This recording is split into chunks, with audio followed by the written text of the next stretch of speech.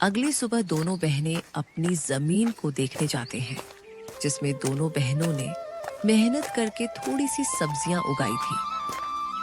दीदी, अच्छा हुआ कि माँ बाबूजी के जाने के बाद हमने यह जमीन बेचा नहीं। अभी देखो, हमने मेहनत करके कितनी सारी सब्जियां उगाई है। अब हम किसी व्यापारी को यह बेच के थोड़े पैसे कमा सकते हैं। हाँ, तू ठीक बोल रही है। इसे बेच के कुछ दिन का तो गुजारा हो जाएगा, लेकिन क्या दीदी, इसे बेच के हम कुछ दिन ही गुजारा कर पाएंगे। उसके बाद क्या?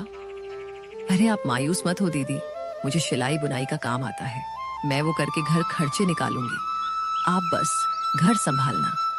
कोई जरूरत नहीं तुझे ये सब करने की। तू क्या मुझे बेकार समझती है? तू घर पर ही रहना। मैं लोगों के घर काम करने जाऊंगी और मुझे बांस की सीजें बनाना भी आती है, जो बाबूजी ने सिखाया था। ये करके मैं घर का गुजारा निकाल लूंगी। यह सब बात करके दोनों कुछ समय अपने खेत में व्यतीत करने के बाद घर आते हैं और अपने अपने काम में लग जाते हैं। रात को जब दोनों सोने जाते हैं, तब दोनों बहनें अपनी मुश्किल भरी जीवन के बारे में एक दूसरे से बात करने लगते हैं। दीदी, माँ बाबूजी के बिना ये रातें और भी डरावनी लगती हैं। सब कुछ खाली लगता है ना दीदी? हाँ मीरा, पर अब हम माँ बाबूजी दोनों की जिम्मेदारी निभा रहे हैं। हमें हार नहीं माननी। ये जमीन, ये घर, सब कुछ उनका दिया हुआ है। हमें इसे बचाना है किसी भी कीमत पर। यही सब तो माँ बाबूजी की यादें हैं। ज्योति बहुत ही हिम्मती थी। वह तो किसी से मदद भी नहीं लेना चाहती, लेकिन उसे अपनी बहन को लेकर बहुत चिंता होती थी। अगले दिन जब दोनों बहनें खेत पर पहुंची तो देखा कि इस जमीन के बीच एक खूंटी गड़ी हुई थी। दीदी, ये जमीन के बीचों बीच खूंटी कौन गाड़ गया? ये तो कल यहाँ नहीं थी और ना ही हमने इसे गाड़ी है। जरूर इसे कोई यहाँ गाड़ गया है।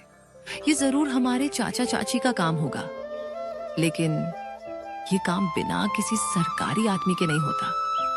इसका मतलब हमारे खेत को ये लोग बांटने की साजिश चला रहे हैं। उसी वक्त दूर से धर्मपाल आता दिखा और उसके साथ विमला और उनका बेटा कमल भी था।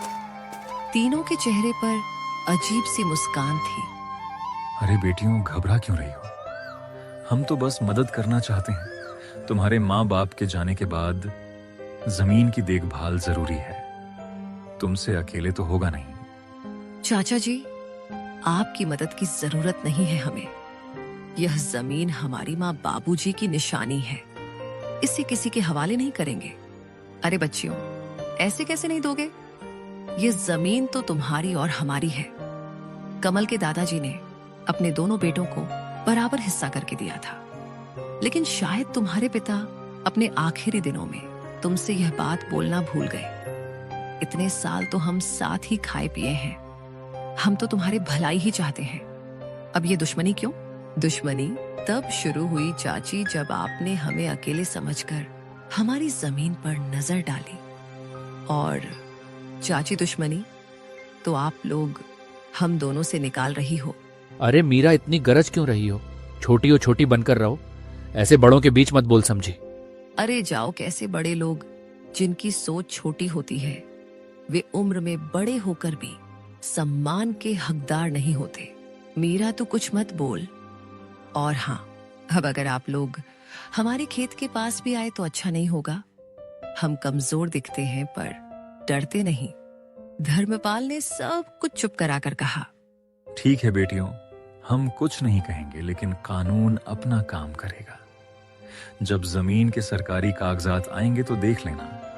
जब तुम्हारे नाम नहीं निकलेंगे तो खुद समझ जाओगी कि जमीन किसकी है। तीनों वहां से चले गए। ज्योति और मीरा कुछ देर तक खामोश खड़ी रही। दीदी, क्या वो सच में कागज बदलवा सकते हैं? कुछ भी कर सकते हैं मीरा। लालच में आदमी अंधा हो जाता है। हमें किसी पर भरोसे नहीं करना चाहिए। अब हमें बहुत संभाल के रहना पड़ेगा। इन बातों की भनक ज्योति को लगी तो वो मीरा को लेकर सीधा सरपंच के वहां पहुंची। सरपंच जी, हमें आपसे इंसाफ चाहिए था। मेरे माँ बाबूजी की जमीन पर मेरे चाचा जबरदस्ती का दावा कर रहे हैं और आप लोग उनका साथ दे रहे हैं। मुझे आपसे यह उम्मीद नहीं थी। हम कोई अबला नहीं है, हम ऐसे चुप नहीं रहेंगे। सरपंच जी, ऐसे कैसे कोई भी आकर हमारी जमीन हड़प लेगा? थोड़े समय बाद धर्मपाल, विमला और कमल भी वहां पहुंच गए और वहां पर नाटक करने लगे।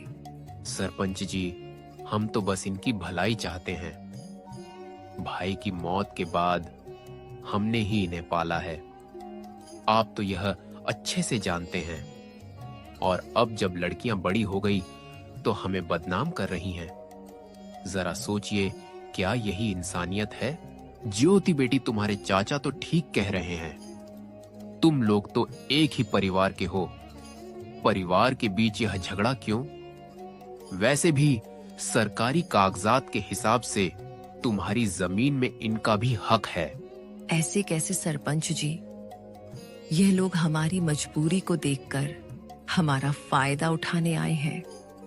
ये कोई परिवार नहीं है, ये बस जमीन के लालच में परिवार होने का दिखावा कर रहे हैं। ये सब बात चल ही रही थी कि तभी पटवारी भी वहां आ जाता है। हरिश्चंद्र की जमीन कानूनी तौर पर सिर्फ उनकी नहीं है, इसमें उनका भाई धर्मपाल का भी हिस्सा है। ऐसे कैसे? तुम लोग तो बस कागजात के बारे में बोल रहे हो, लेकिन क्या सबूत है कि हमारी जमीन का चाचा जी भी हिस्सेदार है? हाँ, ज्योति बिटिया बात तो सही कह रही है।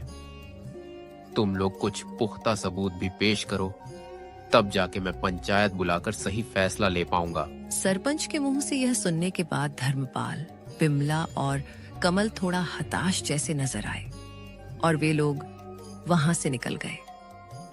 अरे पटवारी, तुम किसका इंतजार कर रहे हो? तुमको नहीं जाना उनके पीछे पीछे? कितने पैसे खिलाए थे मेरे चाचा ने? ज्योति के ताना सुन के पटवारी शर्म से वहां से निकल जाता है।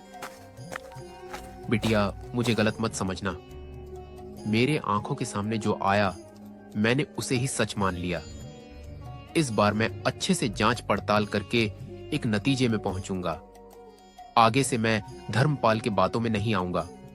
और वे लोग तुम दोनों के मजबूरी का फायदा उठाना चाहते हैं तो मैं तुम लोगों को न्याय और उन लोगों को कड़ी सजा दूंगा। सरपंच के मुंह से यह सुन के दोनों ने थोड़े राहत की सांस ली और थोड़ा शक, थोड़े खुशी के साथ घर लौटे।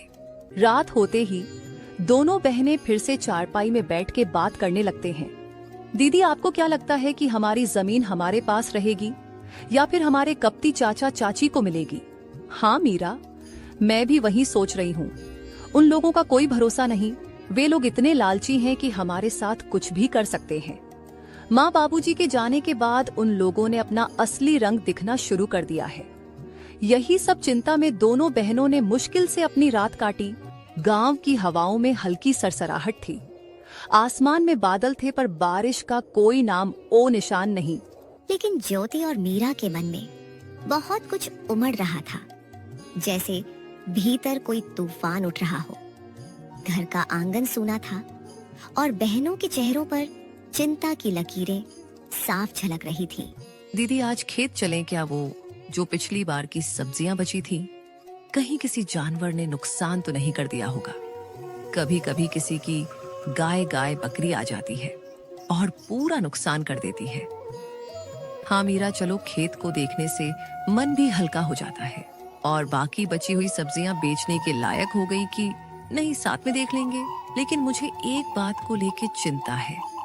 गाय बकरी का तो पता नहीं, बस कोई इंसान हमारे खेत को नुकसान ना पहुंचाए। वैसे भी हमारे अपने ही हमारी जमीन पर बुरी नजर डाले हुए हैं। दोनों बहनें खेत की ओर चल पड़ी।